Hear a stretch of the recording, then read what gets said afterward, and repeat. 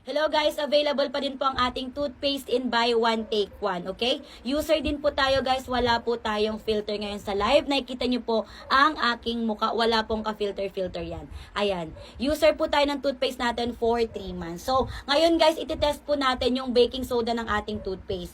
Meron po tayong branded na toothpaste dito at yung toothpaste po natin na may baking soda. So, kiniklaim po natin lagi na may baking soda ang ating toothpaste. So, gagamitin natin siya dito sa Itlog Pugo para po matest yung kanyang baking soda kung totoo nga bang may baking soda yung toothpaste or sinabi ko lang. Pula po yung ating toothpaste, mint flavor, hindi po siya maanghang kaya safe na safe sa bata.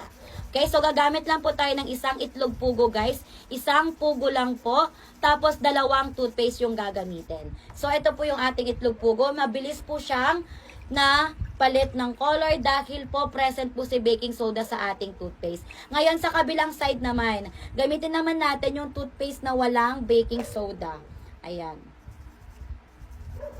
Same toothbrush lang po yung ginamit natin. So, itong toothpaste na ito, wala po siyang baking soda. Nakita na po natin sa ingredient list, wala po talaga yung baking soda sa ating toothpaste. Alam nyo naman guys, ang benefits na nakukuha natin sa baking soda kapag ginamit natin siya sa ating ngipin.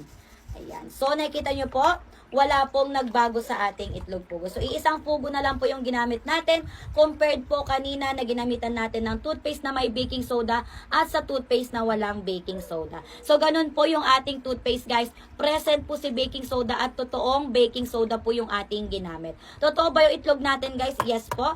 Ayan, may shell pa po yan. Hindi po namin binalatan kaya po nag-white yung ating Itlog Pugo. So, ibig sabihin lang yan, totoo yung baking soda na nandito at legit po yun. Made in Japan din po ang ating toothpaste, FDA approved. Pwede sa bata 2 years old